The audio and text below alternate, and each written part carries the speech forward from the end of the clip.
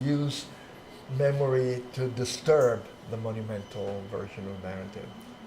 Not necessarily. I still think Britain was crucial. I still think Garibaldi was a hero, but it's more complicated. So those monumental narratives that you talk about, like on the national level, they exist at the national level, but they also exist, at least in part or in fragment, in people's individual narratives, right? Very good. Thank you. I was going to say that. And they build around them. And so I wonder, for you then, how you approach interviewing around that. If you're seeing your work as something that's going to disturb the monumental narrative, how does that actually, does that happen just in the editing, or what happens in the interview, in the interactions that you have? Well, most oral histories are not monumental, or at least not in the sense of the national narrative. It's like posing for a photograph. And the Walker Evans photographs in Let Us Now Praise Favors. He makes a point of having them pose. They're not snapshot, of having their self-representation there, because there's a lot of truth in the fiction that you create about yourself. One of my favorite literary versions of this, which I also recognize in myself, is Don DeLillo, Underworld. And there's a disturbing narrative in the background of the main narrative voice. And every time this thing is about to crop up, he interrupts the narrative and introduces some kind of formula. Like, that has nothing to do with what he's talking about. Yes, we brought my mother back to Phoenix and set her up in a nice room with a lot of coat hangers. Completely out of context. Because it's like going back to a capsule narrative that is safe whenever the dangerous narrative is about to occur. I know that I do it myself. I have my own capsule narrative whenever.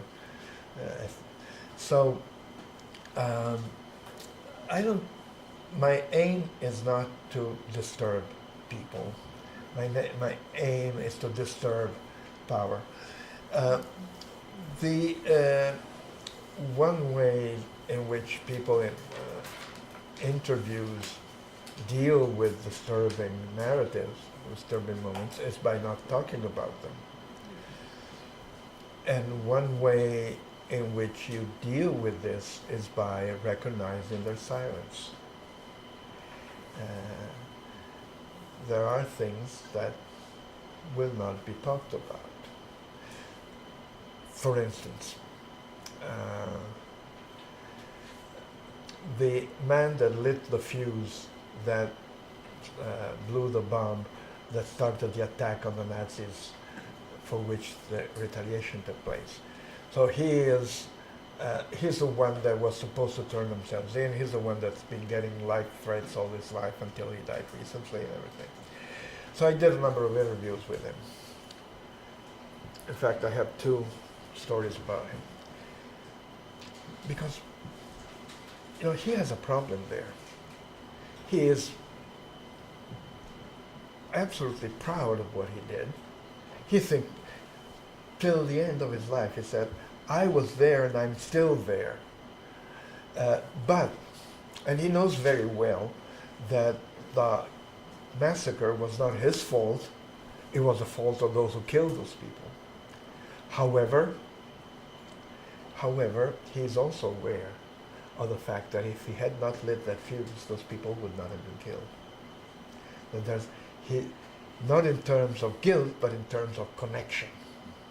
Okay, so that is a difficult thing for him to deal with. And 2 things. Once, I interviewed him about 3 times, and once I asked him, did you ever go to the Fosse Ardeatine, to the shrine? And he says, yes. I waited for one day when there was nobody around, and I got on my bicycle and I went. So I said, what were your thoughts? And he says, this question is, and he couldn't find the word, and it says, intrusive? And he says, yes, it's intrusive. I don't want to make a show of my feelings. Now, I find this answer a lot more eloquent than if he had tried to tell me what his feelings were, because it takes Gabriella Polli, or it takes a real poet to not say cliches. Okay, so and then this is one thing. The other thing is 1949. The Nazi perpetrators of the massacre are on trial. He is in court and he testifies, and he is asked. We know that you were not requested to turn themselves in. There never was a question. But had you been asked, what would you have done? And he says, of course, because I was fighting in the name of the Italian people, I would have sacrificed myself and turned myself in to save all these poor people. 1949. 1960, this journalist asks him, and he says, look, the orders were not, don't turn yourself in. What kind of resistance would that have been? 1997, my first interview with him. What would you have done?